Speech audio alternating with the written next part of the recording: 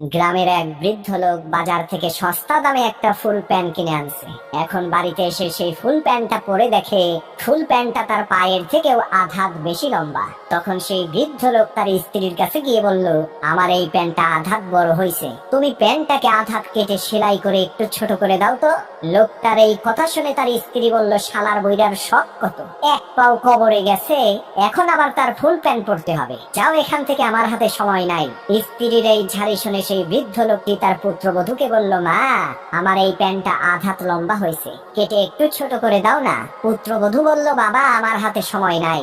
এরপর সেই লোকটি তার নিজের মেয়েকে বলল, মারে, আমার এই প্যান্টটা আধ হাত লম্বা হয়েছে, কেটে একটু ছোট করে দেস না। তার নিজের মেয়েও বলল, বাবা, আমার হাতে সময় নাই। তখন সেই বৃদ্ধ লোকটা মন খারাপ করে বাড়ি থেকে চলে গেল।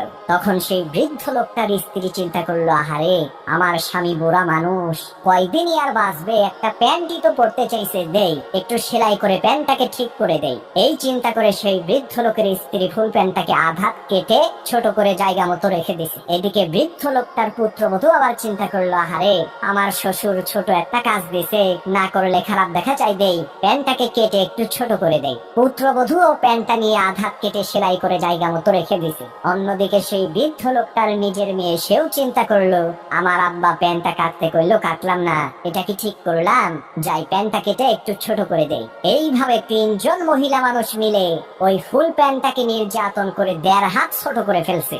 এমন সময় সেই বৃদ্ধ লোকটা বাড়িতে এসে তার ফুল প্যান্টটাকে দেখে তো অবাক, আরে সর্বনাশ, আমার ফুল প্যান্টটারে হাফ প্যান্ট বানাইছে কে?